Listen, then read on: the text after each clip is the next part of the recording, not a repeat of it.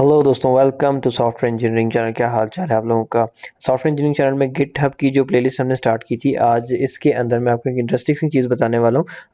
जो last lecture है उसके अंदर अगर आपने नोटिस किया हो तो हम एक काम ये कर रहे थे कि हम एक फाइल के अंदर कमिट करते थे, और कमिट के अंदर कमिट करते हुए जो कि हम नीचे कमिट का टाइटल लिखते थे उसके अंदर हम लिखते थे I fixes number 3 issue in this comment. जैसे कि यहाँ पे आपको सामने नज़र आ रहा होगा, मैंने लिखा है।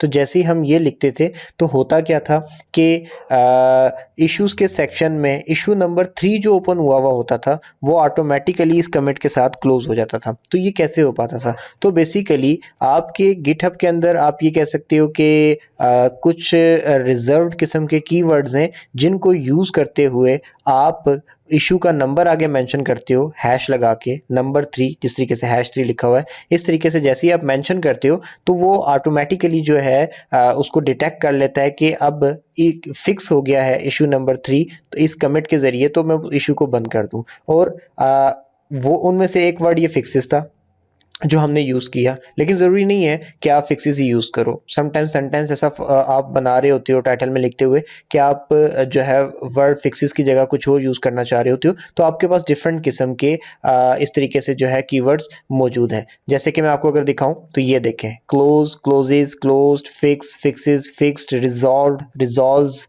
रिजॉल्व्ड, ये डिफरेंट किस्म के आपके पास के हैं। अगर मैं लिख दूंगा हम जो यूज़ कर रहे हैं वो बेसिकली फिक्सेस यूज़ कर रहे हैं। अगर मैं इसकी जगह आई क्लोज नंबर 3 लिखता तो तब भी शायद इसी तरीके से काम हो जाता। अगर मैं इसकी जगह लिखता आई रिजॉल्व नंबर 3 इशू तो भी हो जाता, क्योंकि रिजॉल्व कीवर्ड फिक्सेस की जगह आ जाता और नंबर 3 हम उसी तरीके से जैसे लिखते हैं वैसे लिख देते। तो आप इनकी जगह, फिक्सेस की जगह, ये डिफरेंट किस्म के कीवर्ड्स और भी हैं जो आप इस्तेमाल कर सकते हैं।